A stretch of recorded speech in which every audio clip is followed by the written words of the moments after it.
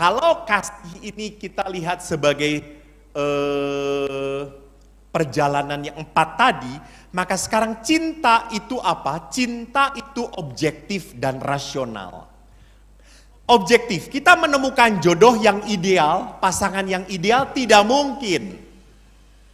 Tetapi kita harus berusaha untuk menjadi pasangan yang baik bagi pasangan kita. Jadi lihat di sini bahwa kita mau merubah hidup perkawinan kita mulai dari siapa? Dari diri sendiri.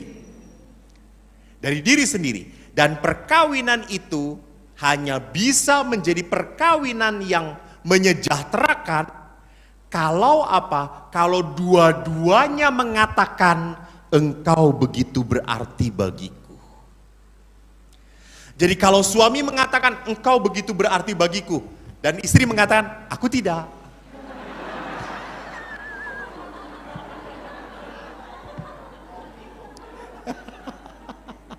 Capek. Benar enggak? Capek.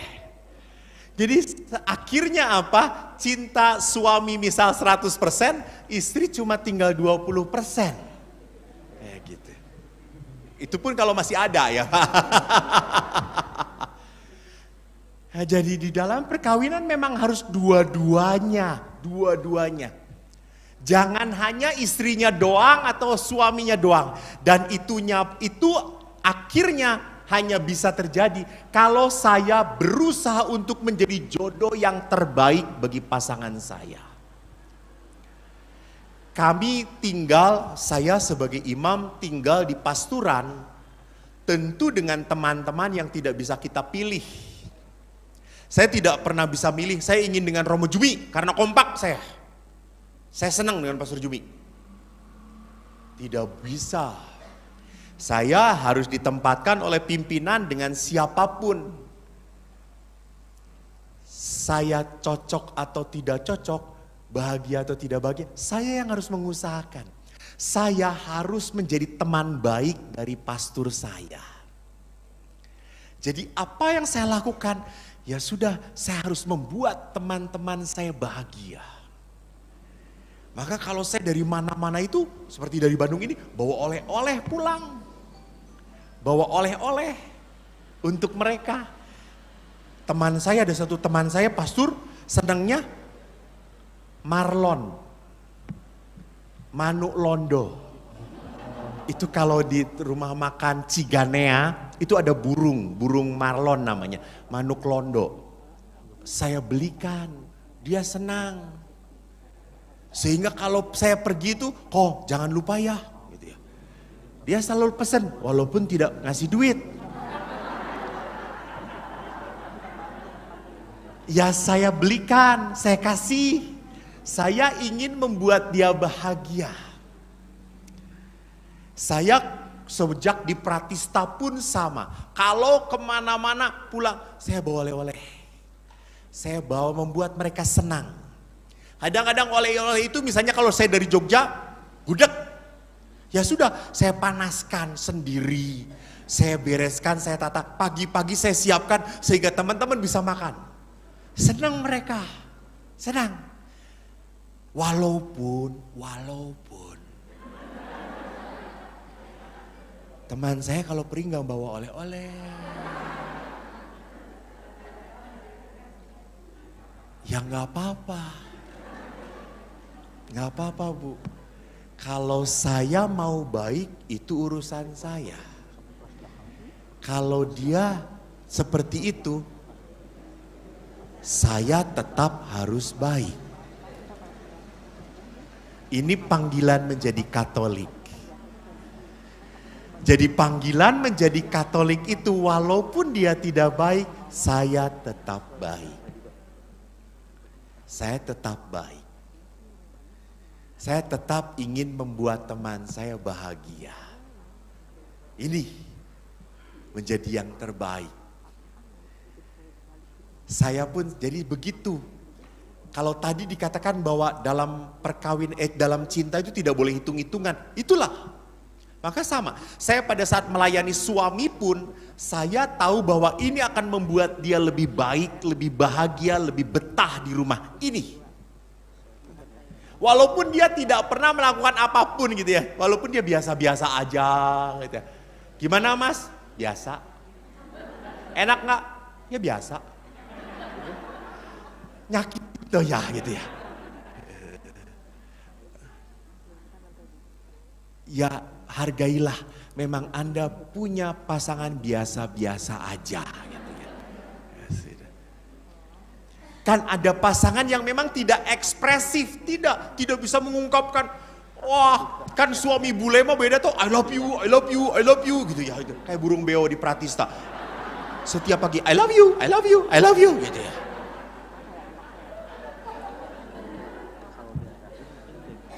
Sedangkan suami Anda boro-boro ngomong I love you. Aduh, susah, cuma diem aja. Pak, peluk dong saya, sini. Sudah belum? Sudah, ya sudah. Gitu ya. Kan ada suami yang kayak gitu, kayak robot gitu ya. Papa bahagia nggak? Ya kayak gini gitu ya.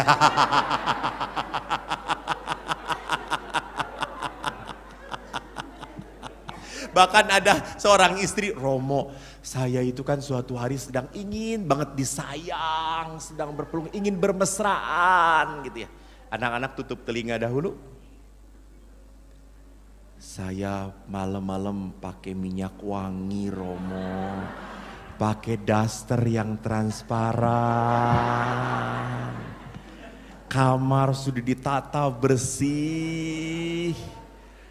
Lah itu dia, suami langsung datang rosario.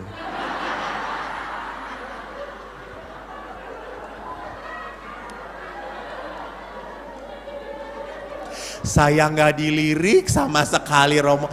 Padahal dasternya transparan, Romo. Saya udah nggak pakai apa-apa. Akhirnya malam masuk angin, Romo saya ini.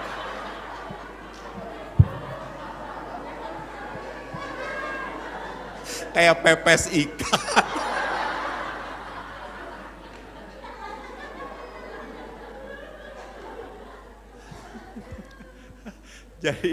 Jadi di sini memang menjadi sebuah tantangan untuk menjadi apa? Untuk memberikan yang terbaik pada pasangan kita. Yang kedua adalah cinta itu rasional. Menerima pasangan apa adanya dan menyesuaikan diri. Menyesuaikan diri. Jangan pernah berkata, "Mah, saya dari dulu kayak gini. Jangan minta saya supaya lebih baik." Tidak. Kalau Anda dilahirkan, mohon maaf ya, dengan kelemahan, jangan mati tetap lemah. Manusia macam apa Anda? Anda didatangkan ke dunia oleh Tuhan untuk mati jadi baik. Tolong perhatikan itu. Saya kan memang dari dulu cerewet, saya kan dari dulu kan nyebelin, ngomongnya kasar. Ya perbaiki. Saya dari keluarga kasar kok, Romo. Ngomongnya udah biasa di rumah juga kasar-kasar kayak gitu. Ya diperbaiki. Jangan lahir dari keluarga kasar, mau mati juga kasar. Pas dipanggil Tuhan, kau mati. Jangan saya bah. Enak aja saya gitu. Yang lain duluan gitu ya. Tuhan sampai dibentak-bentak kayak gitu mau manggil dia. Jadi saya itu sekali lagi harus memperbaiki kelemahan saya. Demi apa? Kebaikan hidup bersama. Jadi memang kita punya karakter, benar. Tetapi tolong perbaiki supaya apa? Supaya pasangan saya lebih betah di rumah. Supaya keluarga saya lebih nyaman lagi. Itu. Jadi di sini akhirnya saya sadar bahwa apa? Kehidupan bersama adalah hal yang paling utama dalam hidup perkawinan. Kesejahteraan pasangan adalah hal yang paling utama dalam hidup saya. Maka lihat, cinta itu tidak selalu berbentuk hati. Cinta itu lebih berbentuk apa? Salib.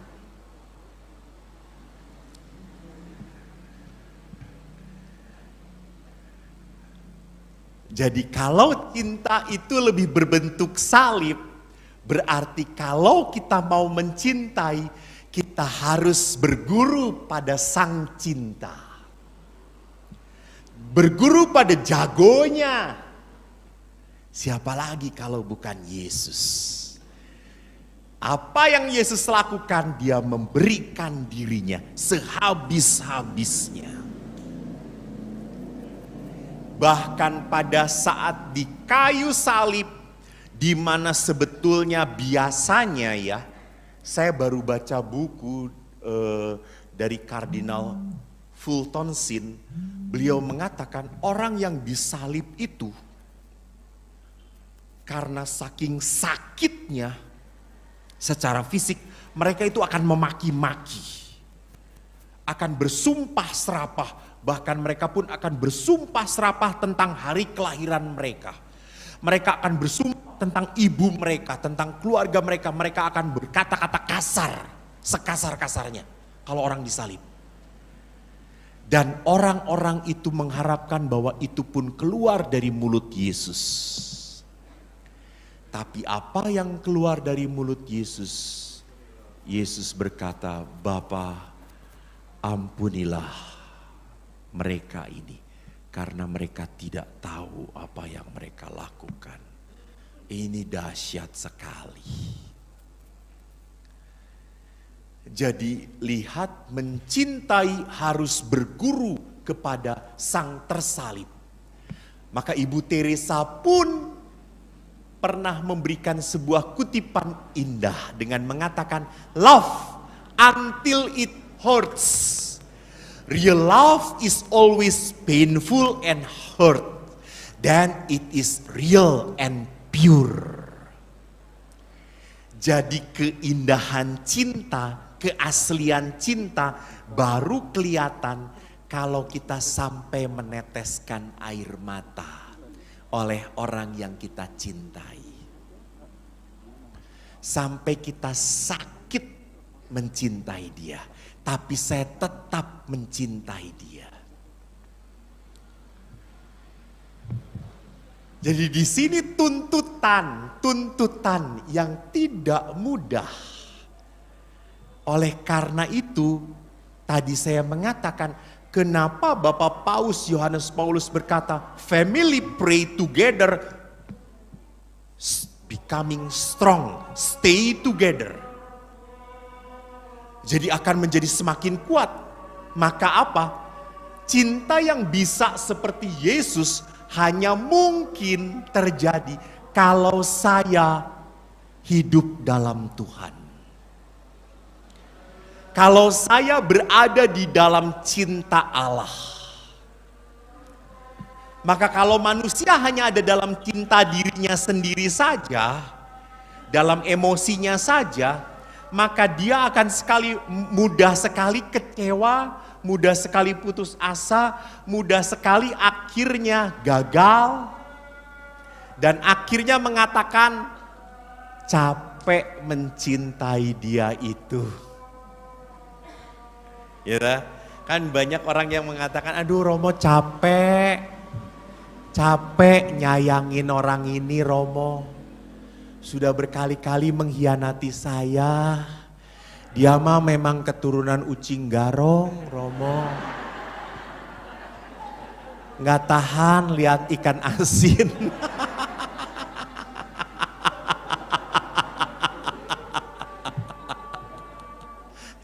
Jadi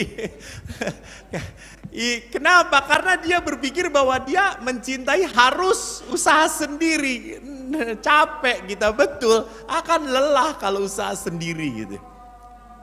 Jadi sama kami pun, saya pun sebagai imam tidak jalan sendirian. Kalau saya hanya jalan sendirian sebagai imam, maka apa yang terjadi? Saya akan mudah putus asa. Karena yang namanya imam itu selalu dikomentari. Imamnya kurus, oh ndak mau makan. Pilih-pilih. Imamnya gemuk, oh rakus. Imamnya nggak pernah kunjungan, oh males. Imamnya kunjungan terus, oh nggak pernah doa. Modar dari imam ini.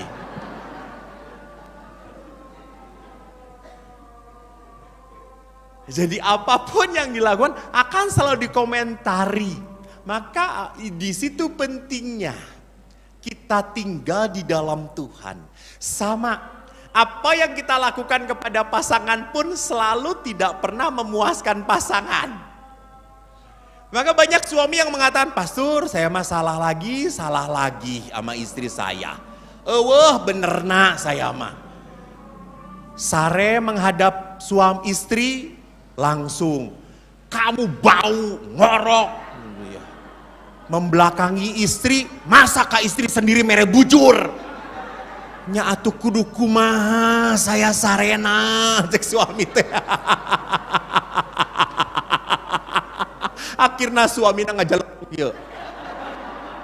Papa kayak orang paeh wae gitu ya, salah deui cek suami.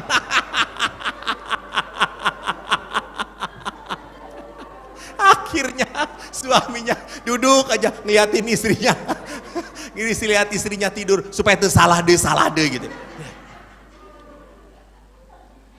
Jadi memang sering kan ya udah jangan terlalu banyak dipikirkan gitu ya. Jadi memang seringkali kan akan dikomentari kita gitu ya.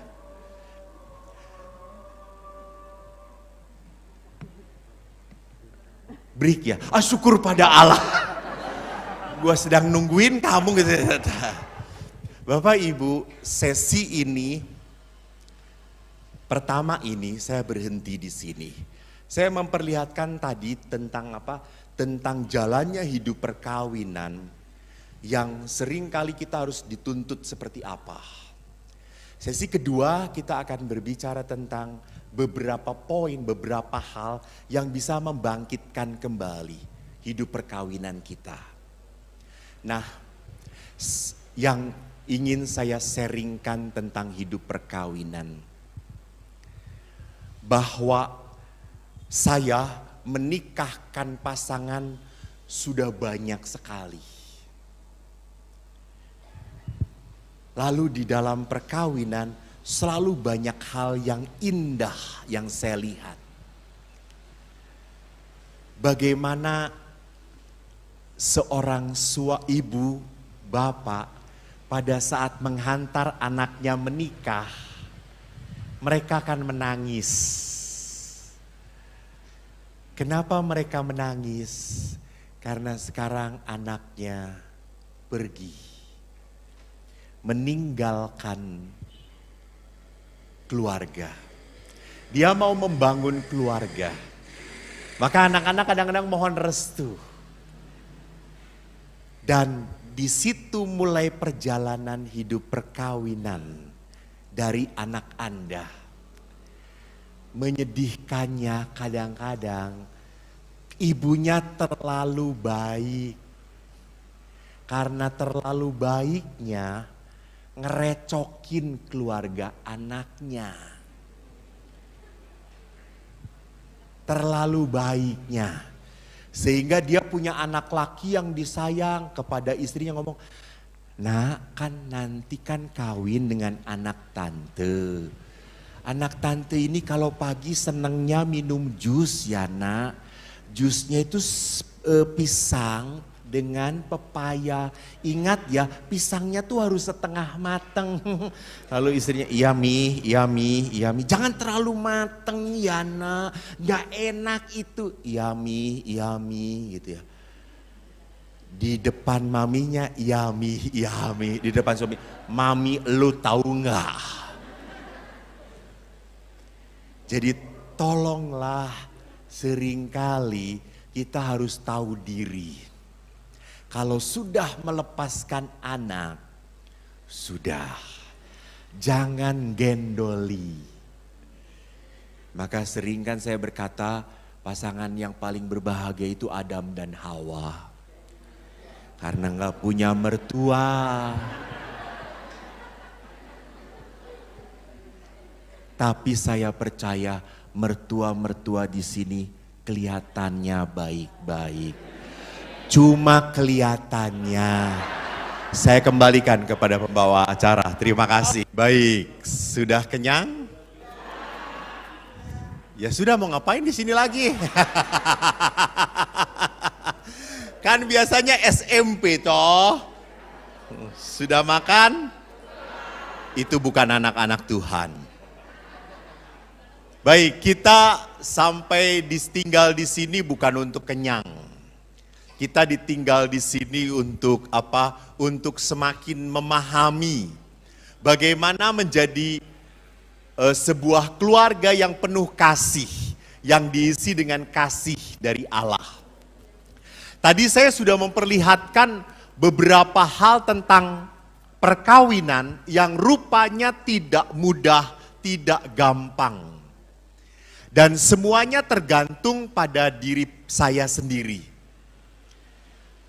Perkawinan akan menjadi bahagia, artinya menjadi berkat, atau perkawinan menjadi berat, itu berarti menjadi musibah, tergantung saya.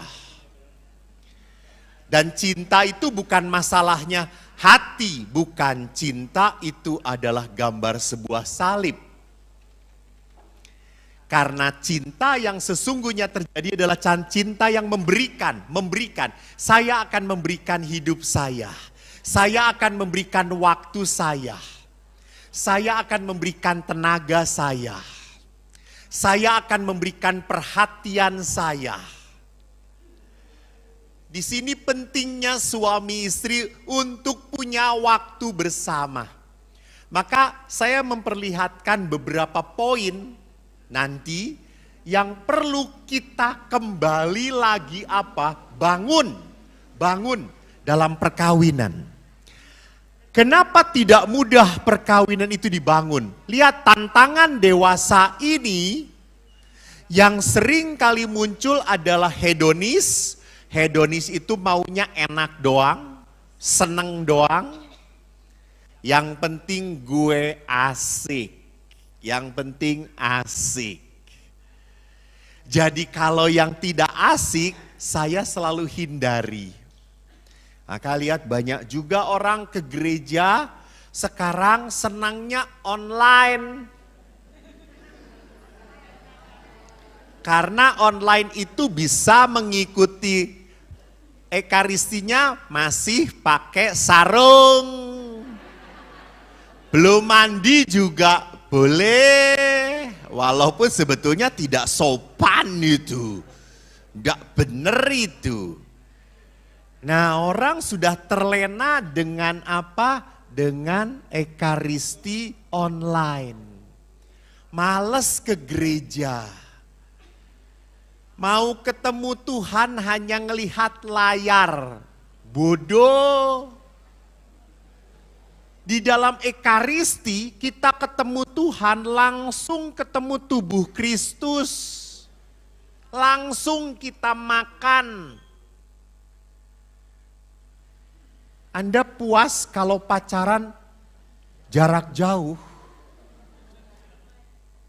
Kita dari sono sini, hai, I love you love me, gitu. Kayak dua orang tolol.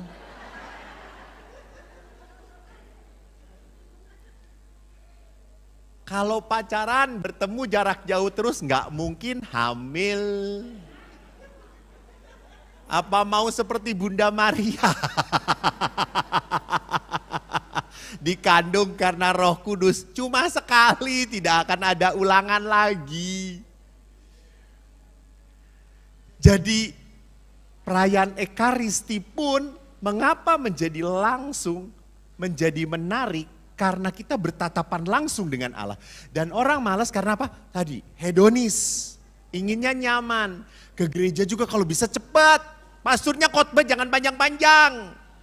Kalau ira rampung-rampung, ira rampung-rampung. Nah, amin. Urang.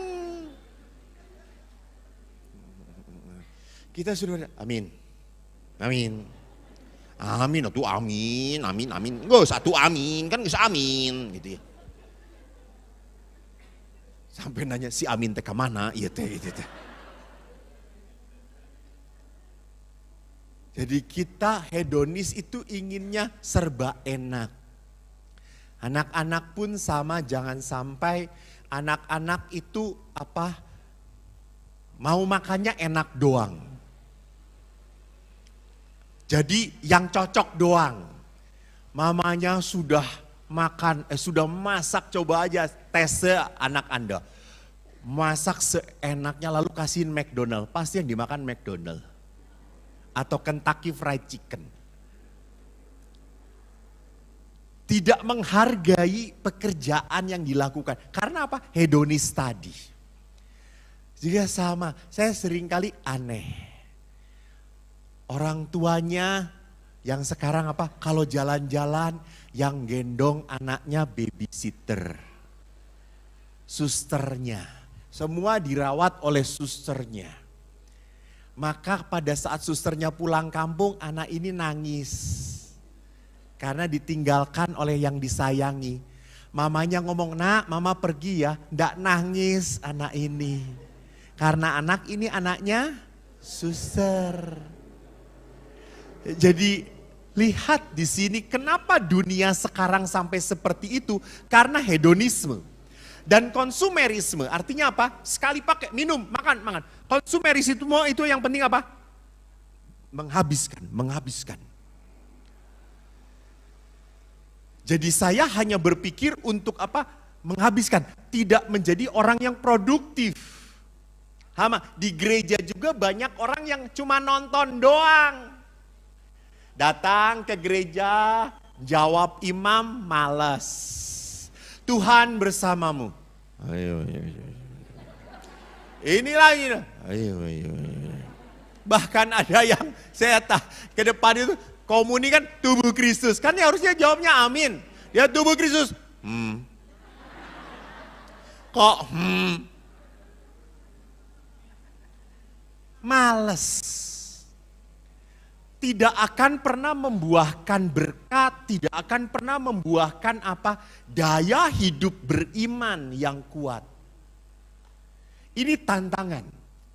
Di dalam dunia sekarang tidak hanya hedonisme dan konsumerisme, ada juga discontinuity, gap antara orang muda dan orang tua. Pola pikirnya sudah berbeda. Zaman dulu kan kalau orang tua kita ngomong, kita langsung tunduk, taat, patuh. Dan berani Anda menatap wajah orang tua Anda? Enggak. Kalau anaknya malah nangtangi gitu ya. Malah jawab. Setiap saat malah jawab. Tapi itulah pola anak muda sekarang yang berbeda. Cara menjawabnya, apa yang dibicarakannya pun sudah berbeda. Inilah gap cara pemikiran yang tidak sama. Maka sekarang kalau perkawinan itu punya banyak tantangan-tantangan yang tidak mudah. Dan perkawinan pun, ingat perkawinan itu perjalanan yang mengenal titik kebosanan. Jadi saya selalu ngomong, falling in love, jatuh cinta. Kan selalu dikatakan, jatuh cinta sejuta rasanya. Dibelai, disenang, amboi rasanya. Oh, jatuh cinta. Jatuh cinta tuh indah. Orang jatuh cinta aja beli minuman 1, sedotannya 2. Itu. Ini orang yang tidak tahu cinta kasih itu kayak gini. tidak pernah romantis ini kayak gitu. Iya. Oh, satu minuman, satu sedotan. Wow, gantian. Oh, lebih romantis rupanya ibu ya. Betul, tapi sekarang satu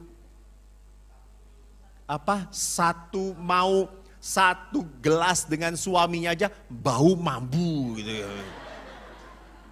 Punya suami bau enggak mau gitu ya. Jadi lihat di sini bahwa falling in love pun lama-lama sampai falling out of love. Jatuh beneran. Sudah tidak merasakan lagi tadi kehangatan. Dulu jalan selalu bergandengan, selalu menyayangi. Kalau pacarnya jatuh, dijaga. Sekarang kalau pacarnya kesandung, motone, salahmu dewe, itu syukur. Itu istrinya jatuh malah sorak-sorak, jatuh. Dulu pastor suami saya itu, segala diurusin pastor. Rumah itu beres. Sekarang tuh malesnya. Bohlam putus aja ndak diganti-ganti. Akhirnya saya jengkel, saya naik sendirian.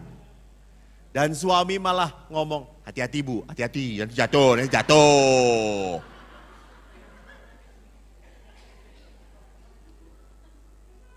Jadi ini sampai sisi apa? Kebosanan.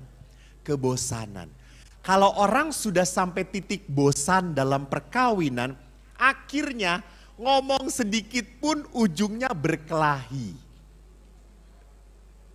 Selalu. Ada orang juga yang kata saya, Pak, Bu, coba kalau sudah menikah itu pacaran lagi. Lalu suaminya dengan istrinya tuh pacaran. Kalau pacaran kan ngobrol gitu ya. Terus si istrinya itu mau membuka pembicaraan, kan suka bingung toh. Awang sudah 40 tahun hidup bersama, mau ngomong apa lagi. Semua tema udah dibahas. Ya tahu bingung ngomong apa lagi gitu ya. Terus si istrinya itu ngajak ngomong, Pak, wih lucu yo, ayamnya lucu. Lalu suaminya berkata, iyo gendut koyo kowe. Wah langsung padu neh gitu ya. Ribut lah akhirnya gitu ya. Lemu koyo kowe gitu ya. Rame lagi akhirnya. Jadi perhatikan, orang kalau sudah mengalami kebosanan, bukannya langsung bubar. Bukan, salah. Kalau orang sampai titik kebosanan dalam perkawinan, kita harus membaharui lagi perkawinan kita. Coy. Kok ini naik ke turun? Orang harus memperbaharui komitmen perkawinan lagi. Pertama apa? Komitmen perkawinan pertama, saya harus sadar Bapak Ibu, kalau perkawinan ini karya Tuhan. Maka kalau karya Tuhan hanya bertahan bersama siapa? Tuhan. Maka Yesus berkata, pernah ditanya ya nak. Ini Mas Dinar ya? Putri altar bukan? Bukan. Mas Dinar. Siapa Mas Dinar? Kamu Mas Dinar. Yesus pernah ditanya. Guru, Musa pernah mengatakan bahwa boleh menuliskan surat cerai. Lalu Yesus berkata, hanya karena kedegilan hatimu maka Musa memperbolehkan. Padahal sejak awal mula manusia itu diciptakan oleh Allah untuk bersatu.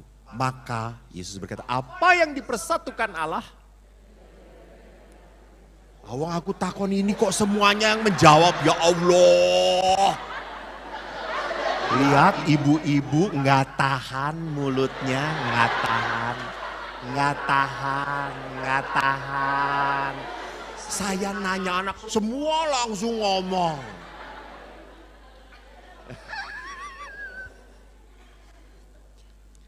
Jadi kalau Yesus sendiri mengatakan apa yang dipersatukan Allah tidak boleh diceraikan manusia. Dan lihat dalam kitab suci hanya Yesus yang bicara itu.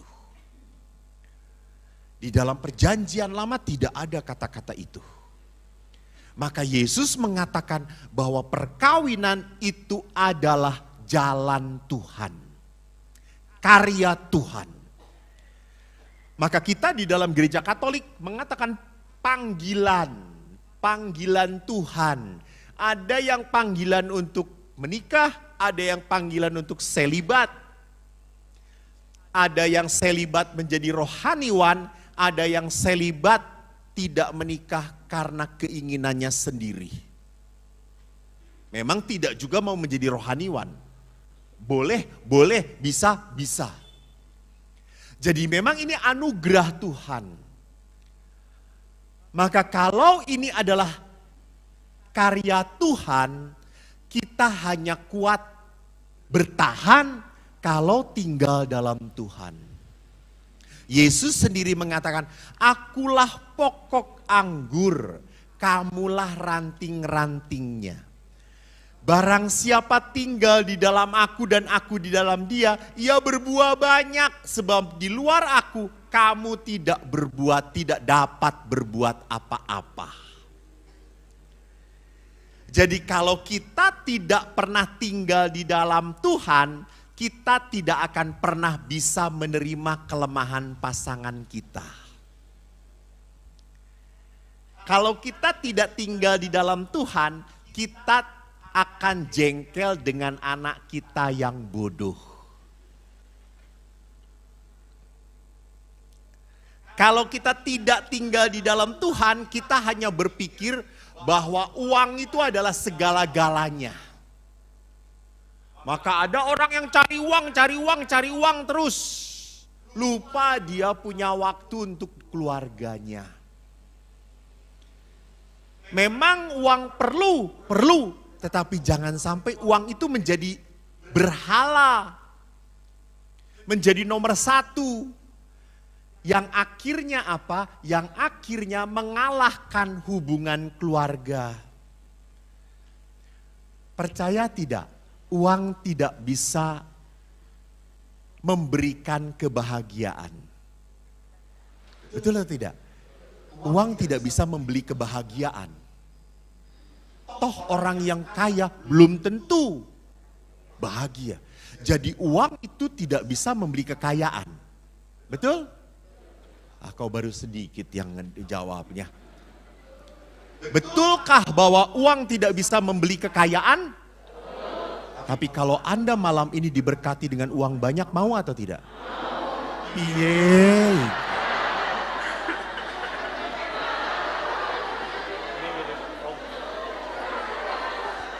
Saya ulangi lagi, tolong anak Tuhan jawablah ya, jawab ya.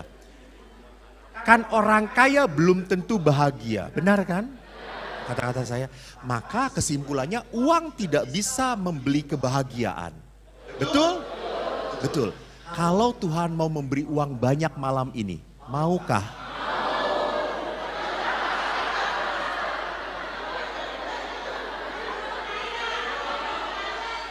Lihat, belum dikasih aja udah rakus.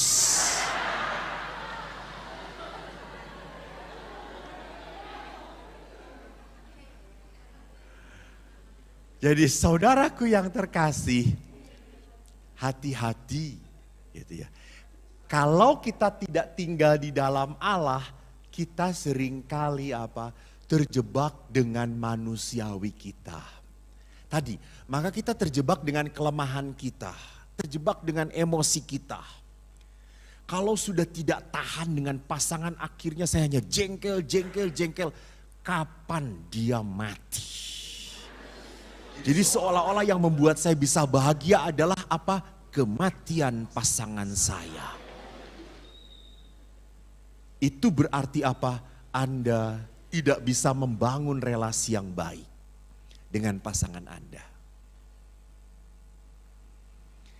Jadi kita hanya bisa tinggal di dalam Tuhan, maka kita bisa menerima pasangan sebagai berkat dari Tuhan. Nah ini yang tadi saya katakan, Bapak Paus mengatakan, keluarga yang berdoa bersama-sama akan tinggal kuat bersama-sama. Maka doa itu begitu penting dalam hidup perkawinan. Maka doa itu adalah apa? Kita tinggal di dalam Allah. Kenapa kita harus tinggal di dalam Allah? Karena Yesus itu ingin melakukan sesuatu di dalam diri kita. Tapi Yesus tidak hanya mau tinggal di dalam diri kita, tetapi juga Yesus mau berbuat melalui kita. Kan suka aneh, maaf ya, ini Bu tidak di Melania, tidak di Melania udah baik-baik. Lalu kenapa harus ada pasutri suami istri? Ini cuma bohongan. Di Melania sudah baik-baik. Ini contoh di luar Melania. Daripada pulang nanti saya dipukuli. Ada bapak-bapak rajin ke gereja, bahkan jadi prodiakon, taat, bahkan dia ngajar katekese. Di rumahnya suka memaki-maki istrinya. Kalau ngomong tentang kasih, bagusnya sampai orang pada terharu. Tetapi kalau dengan istrinya bisa kasar banget. Error. Nggak bener. Jadi hidup doa itu harus membuahkan kebaikan. Jangan doa-doa hidupnya beda, tidak mewarnai, salah. Ini akan menjadi batu sandungan. Ini akan jadi batu sandungan. Maka Yesus tidak hanya bertindak di dalam diri kita, tetapi juga Yesus itu ingin kita ini menjadi jalan sarana rahmat bagi pasangan kita. Apalagi kalau perkawinan kita sakramen. Bapak Ibu, saya tanya. Saya itu kan punya hadiah ya. Berapa? 3 ya? 3 ya? Boleh saya keluarkan 1. Ada buku hadiahnya. Siapa yang tahu angkat jari. Tapi kalau salah bayar 50.000. Supaya tidak sembarangan toh. Enak ya dah ya. Ya kalau salah bayar. Kalau bener tak kasih hadiah. Kalau salah bayar. Salah semua aku kaya raya. Pertanyaannya gini. Sakramen ada berapa? Gak ada hadiah. 7. Setiap sakramen itu ada tanda yang menghadirkan Allah. Kalau sakramen permandian, tanda yang menghadirkan Allahnya apa? Kok Roh Kudus? Bayar.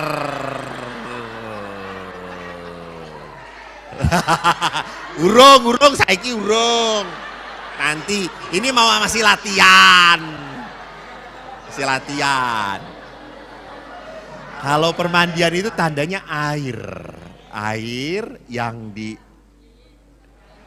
dikucurkan itu lambang membersihkan. Kalau sakramen Ekaristi, apa tanda kehadiran Allah? Hosti Kudus, betul. Hosti Kudus. Itu lambang latihan. Hadiahnya masih latihan ini. Masih Hosti Kudus. Pertanyaan saya, Kalau sakramen perkawinan, apa lambang kehadiran Allahnya? Angkat tangan. Angkat tangan. Salah 50.000. Betul apa? Betul buku sakramen gereja. Harganya 20.000.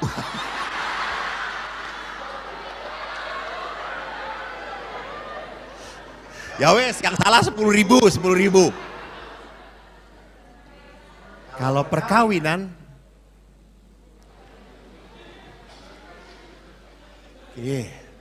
kalau sakramen permandian, air.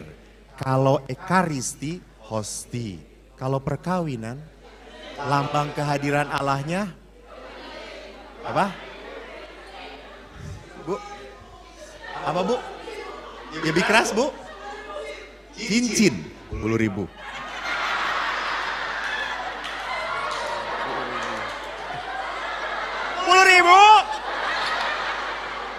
Salah bu, bukan cincin, bukan cincin. Cinta kasih, apa? 100.000. Karena cinta kasih salah banget gitu ya. Bukan. Apa? Lambang kehadiran Allah. Kitab suci. Pak, Bapak, Bapak dapat buku ini. Betul. Jadi Allah itu hadir dalam diri pasangan. Sakramennya tuh di situ.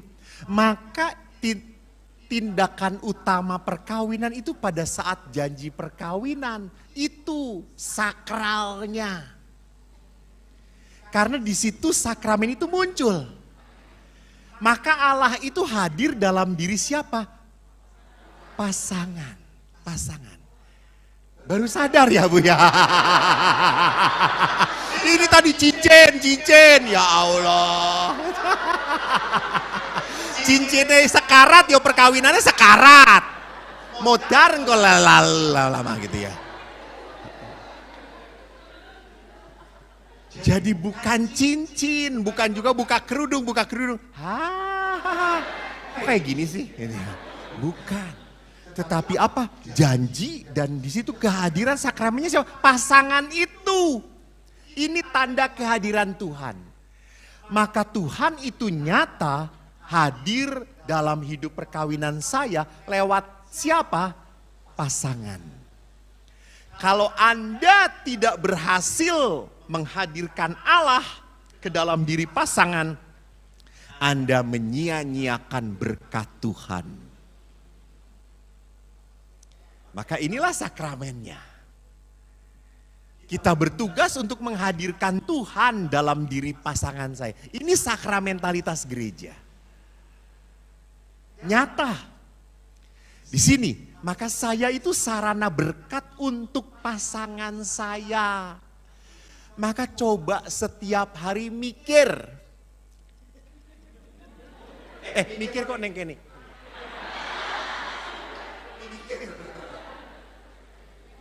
Ya tergantung otaknya ada di mana gitu ya. Kadang-kadang kamu ngingetin bapak gue, otakmu di dengkule gitu ya. Jadi kalau saya mikir tuh saya mijetin dengkul saya gitu ya.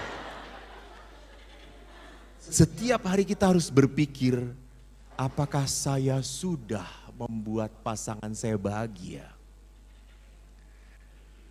Apa yang bisa saya buat bahagia pasangan? Coba malam ini bapak-bapak tolong ya. Mana bapak-bapak yang masih dengan pasangan? Angkat tangan Pak. Ya, oke. Yang dengan pasangan gak halal? Oh gak ada, bagus. Coba malam ini Bapak sebelum tidur istri Anda pijetin sedikit saja. Pijetin. Apa Bu? Ya praktekkan nanti di rumah. Ya nanti malam. Praktekkan, tunjukkan bahwa saya ini ingin supaya istri saya tuh merasakan Allah tuh mencintai. Ya lewat tangan saya, pijetin. Gitu ya. Paling-paling istri, Pak, kene Pak. Galur minyak neh.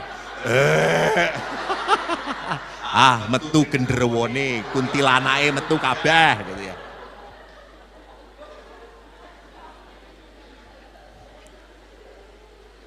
Jadi Bapak Ibu lihat Allah itu kasih dan perkawinan itu bertahan kalau kita tinggal di dalam Allah. Dan kita tinggal di dalam Allah bukan berarti tidak punya tugas, punya. Tugas kita jelas yaitu apa? Menghadirkan Tuhan bagi sesama saya, bagi pasangan saya. Maaf, jangan karena gara-gara anak saya lupa untuk memperhatikan pasangan. Ya kan? Seringkali kayak gitu, gara-gara si cendol-cendol ini. Mama lupa waktu untuk suami. Jadi kita harus berusaha untuk apa? Tetap menomorsatukan pasangan. Yang kedua adalah apa? Relationship cannot grow without communication. Jadi relasi tidak akan pernah berkembang tanpa adanya komunikasi. Jadi bohong kalau Anda masih mencintai tapi tidak berkomunikasi lagi, meneng-menengan. Ditakoni, Pak, saya doain di, boh.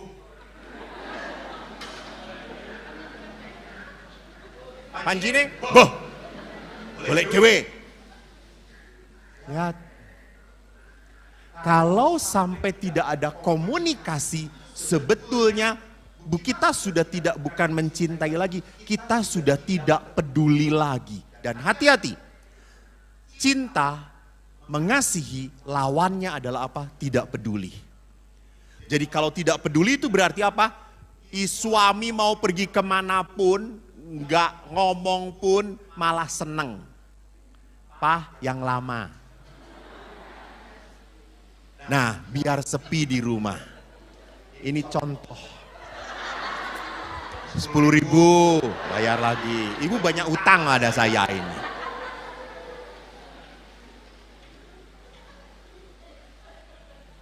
Jadi cinta itu hanya bisa terjadi kalau ada komunikasi.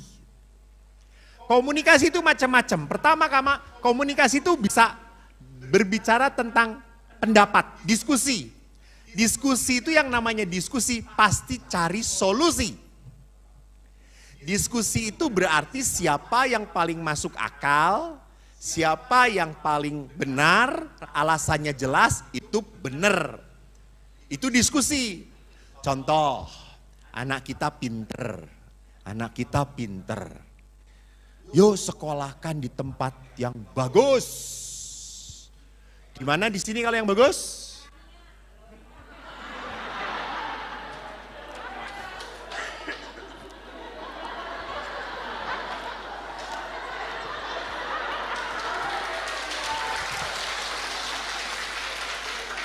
Ini jawaban penuh iman, harapan. Ya, promosi betul bagus. Terima kasih buat atas promosinya. Saya ganti contohnya.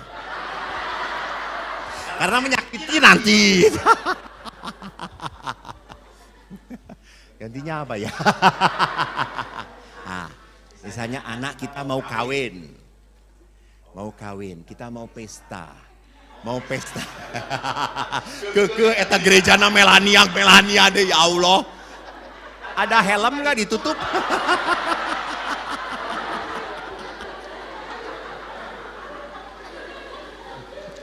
Anak kita mau kawin, gerejanya Melania, pestanya di mana?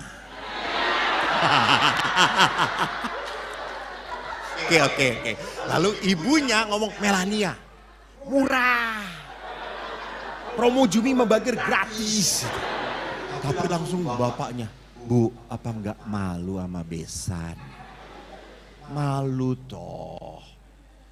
Kita betul walaupun biasanya orang Melania. Ketua DPH. Ya malu toh ya.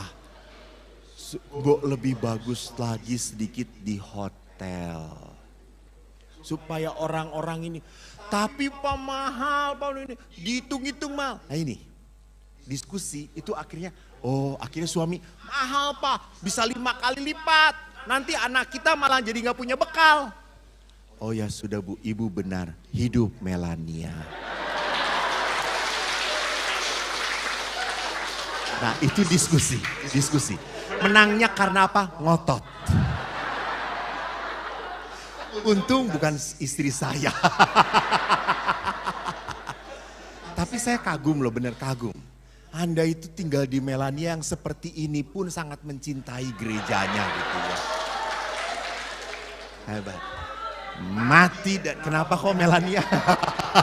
Ibu tahu saya 2 kali tersesat ke sini terus. Tadi mau masuk mobil juga satpam berkata, Bapak muter gitu ya. Saya mau parkir sini, muter lewat belakang. Kemana? Ya muter. Nyaho orang jalanan.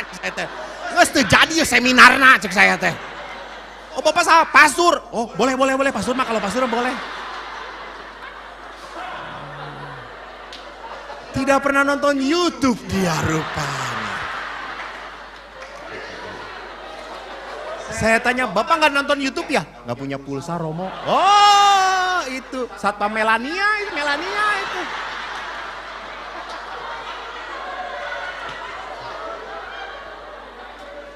Ya betul, kalau diskusi itu kepala, ngerti maksud saya? Jadi bukan emosi, walaupun saya jadi emosi gitu, kadang. Jadi diskusi itu tidak boleh tidak boleh emosi gitu ya. Kan tadi, maka yang realistis, murah di Melania. Pasangannya juga orang Melania. Nanti gerejanya Melania. Ayamnya dari Pastur Jumi Melania lagi. Lele sana Melania lagi. Murah toh ya kayak gitu. Engkol Melania dari sono lagi, lihat. Yang masak ibu-ibu WK Melania lagi gitu tuh. Yang datang orang Melania lagi.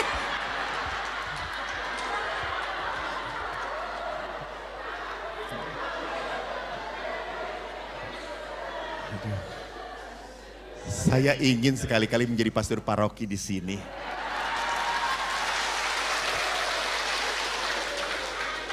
Saya yakin dimakamkan di Melania.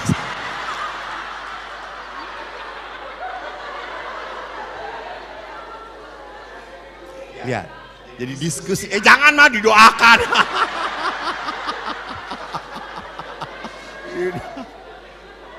Yang kedua adalah dialog. Jadi kalau diskusi itu pakai otak. Siapa benar alasannya masuk akal, dia diterima. Tapi kalau dialog itu adalah hati.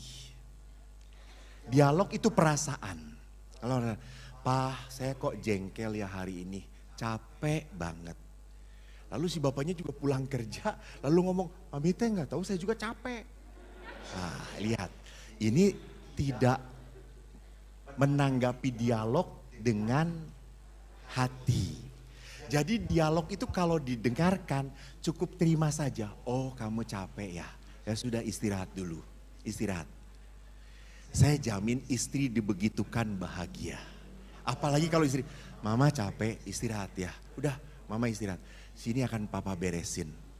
Saya jamin istri akan sehat lagi.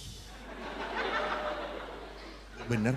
Istri mas secapek apapun tidak akan putus asa sebelum mereka meninggal dunia. Karena perempuan mah kalau sakit mau dirasakan. Tiba-tiba kanker weh.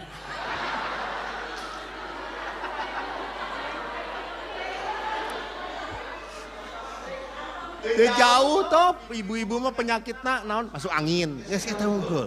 Panadol deui, Promak deui. Jadi kalau dialog itu adalah hati. Itu sama. Misalnya juga sama. Kalau anak-anak mau menikah, Ibu-ibunya kan langsung komentar, "Nak, kok mama nggak srek ya? Kok mama ngerasa suami kamu preman banget ya? Tinggi, rambutnya panjang, pakai tato lagi. Aduh Tuhan, dapat di terminal mana?" Gitu.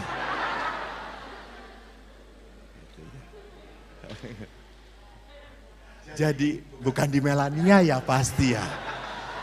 Kalau Melania mah pasti nggak akan tatoan, tatu. Boleh jengkel? Nah itu, boleh. Hanya yang tidak boleh adalah mengekspresikan sampai menyakitkan pasangan.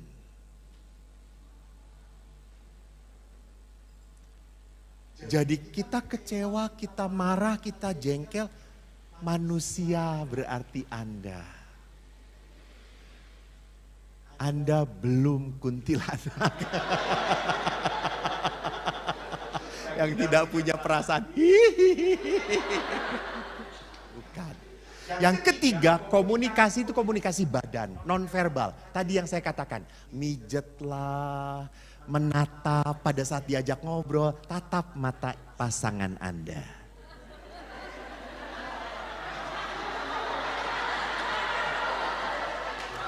Si ibu langsung gilani gitu.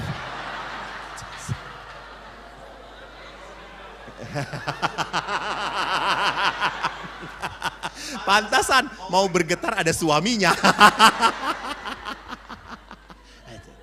Jadi kalau istri sedang bersedih, pegang tangannya. Jangan istrinya bersedih, kenapa sih nangis? Udah jangan nangis, ngapain gitu aja nangis gitu. No, cengeng gitu ya, betul. Loh, peluk, sentuh. Pada saat itu dia sedang membutuhkan orang yang apa? Orang yang mengerti dia. Mengerti pasangan dia. Wanita itu cukup dimengerti saja selesai. Walaupun memang susah dimengerti. Kenapa? Karena wanita itu menangis belum tentu bersedih. Dan wanita itu tertawa belum tentu dia bahagia. Kenapa wanita seperti itu? Tuhan pun tidak mengerti. Maka lihat dalam penciptaan, waktu wanita diciptakan, Adam bagaimana? Tertidur, dibuat tidur supaya tidak mengerti wanita. Misteri wanita itu bisa tiba-tiba penuh sayang, bisa tiba-tiba bisa ngebunuh Anda. Jadi kan kalau malam Anda bunyi terus, istri Anda itu ngomong cekak syaku urang. Tapi tetap nggak akan nyekek gitu, karena karunya ninggalin istrinya suaminya.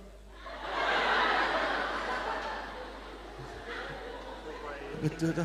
Anda lihatlah wajah suami yang patut dicintai adalah kala tidur, ya betul. Walaupun nyebelin gitu ya, tak berdaya sama sekali.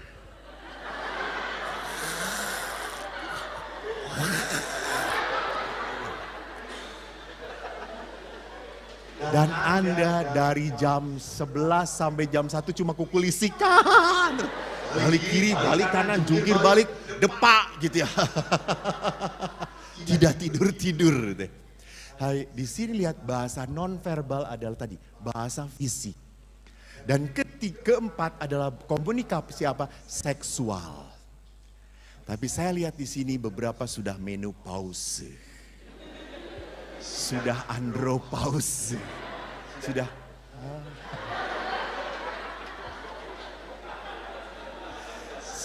memang sudah tidak bisa lagi. Terimalah. Jangan lihat saya.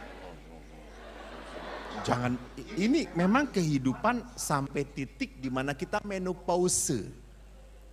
Disuruh pause. Tahu pause? Berhenti. Tetapi bukan berarti kita tidak bisa menikmati seksualitas kebersamaan. Bisa terjadi Romo, suami saya itu cuma nafsunya doang. nempel tuh. Nempel metu. Orang melebu, sama burung melebu metu gitu ya. Anak-anak jangan tanya apa artinya, tolong.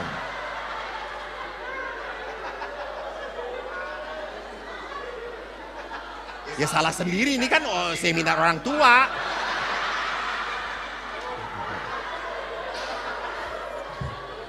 Anak salah tempat itu namanya.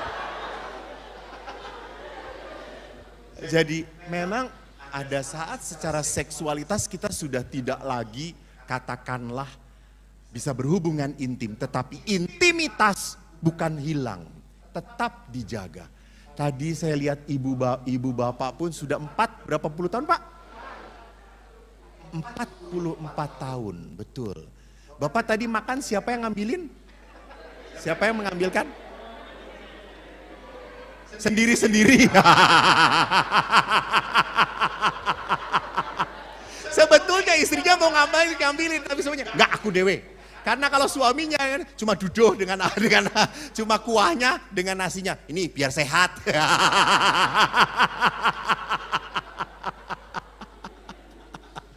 Jadi perhatikan, intimitas tetap bisa terjadi walaupun tanpa seksualitas. Jadi bagaimana kita tetap menjaga kedekatan, kehangatan. Ini kan masalah intimitas, kehangatan. Masih merasakan kebersamaan. Di beberapa paroki ada tokoh-tokoh yang selalu berdua begitu. Apalagi Melania ini. Ya Melania ini kan. Ya kan saya memberi contoh baik toh. Apa Anda nggak terima? Kalau baik langsung terima gitu. Saya lihat di Melania ini ada beberapa tokoh bapak ibu yang selalu setia. Intim banget gitu ya. Wis tuo, time-time, bahasa Sundana dikereyeh gitu, duaan oke gitu. Tapi dinikmati tetap berdua itu. Saya ingin tanya ke Bapak, Bapak bagaimana sih Bapak merasakan masih hangat nggak dengan istri? Kan tadi mengatakan masih ingat. Ini suaminya malah suami. Masih hangat nggak? Malah diperiksa. Masih Masur, masih hidup. Maksudku hubungannya Pak. Bukan istrinya masih hangat atau tidak, langsung ditempel. Walah, inilah Melania saudara-saudara gitu ya.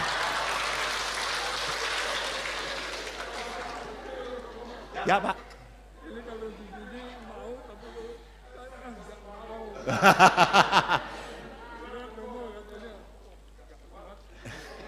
Masih sayang Pak. Ibu, bagaimana Bapak mengungkapkan sayang pada Ibu?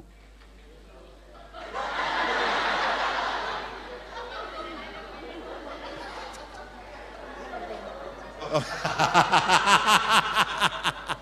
Kalau di rumah yang banyak ngomong siapa Bu?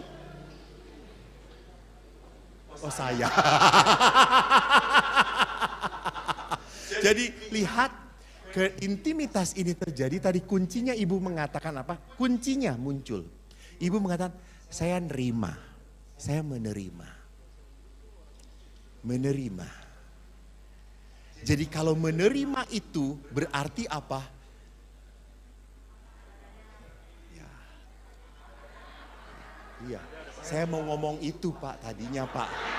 Tapi malah didahului Bapak, jadi saya bingung ngomong apa lagi gitu ya. Jadi menerima itu bukan hanya menerima apa adanya, tetapi menerima itu enggak neko-neko. Enggak terlalu banyak keinginan. Kita sudah di usia segini, ya sudahlah. Ya. Beda Ibu, aduh Tuhan.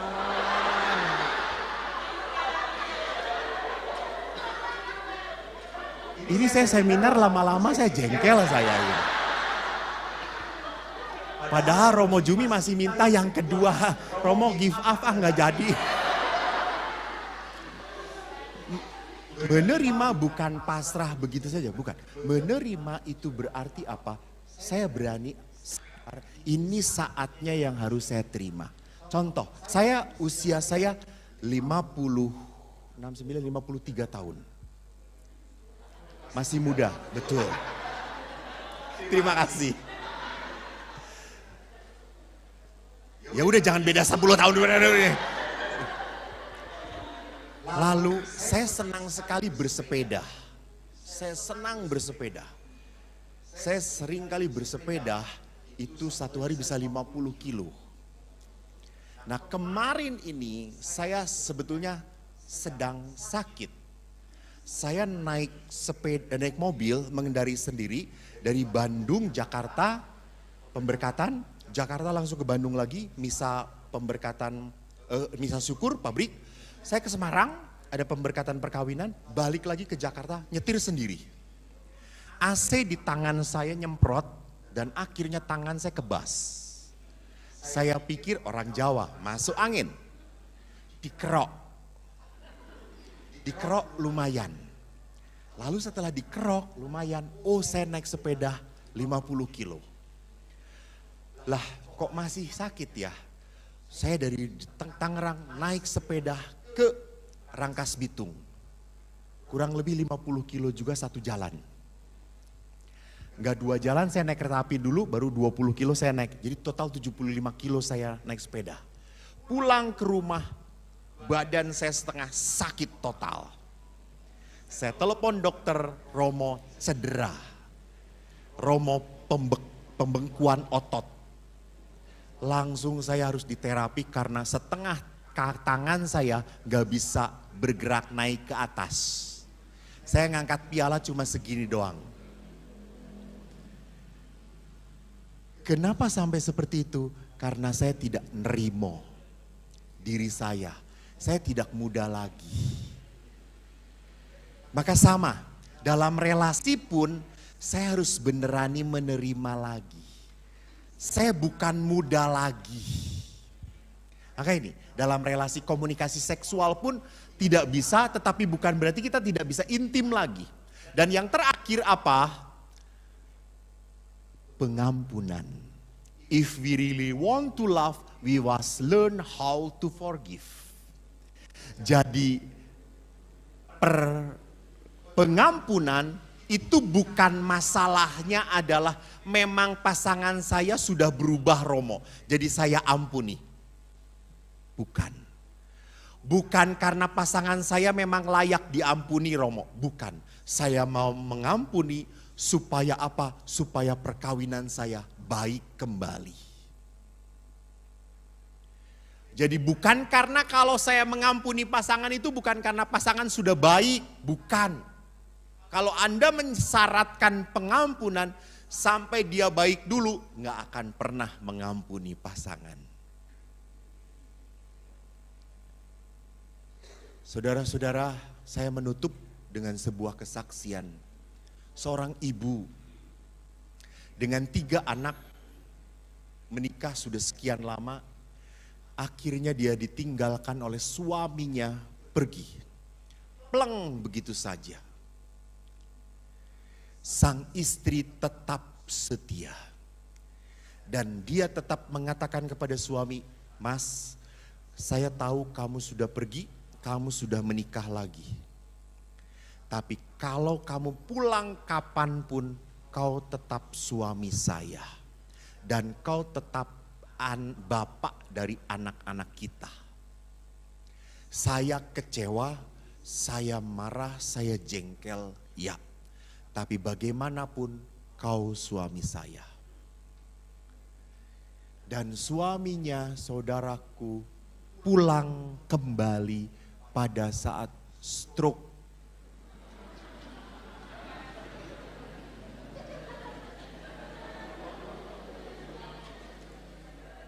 Istri keduanya tidak mau mengurus. Duite wes. Lihat istri sananya tenang-tenang, yang emosinya yang di sini. Melania.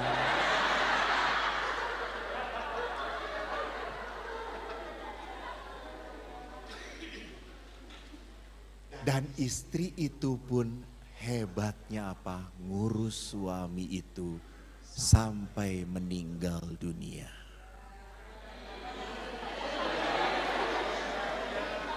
Ibu, itu terjadi kalau pada diri kita, gak gampang. Dan waktu saya tanya, apa kekuatan ibu? Ibu itu mengatakan, Romo, saya sudah janji pada Tuhan. Saya akan tetap menerima suami saya. Waktu dia benar dan tersesat pun dia tetap suami saya. Dan orang seperti ini hanya bisa konsisten dengan janjinya pada saat ia hidup di dalam Tuhan.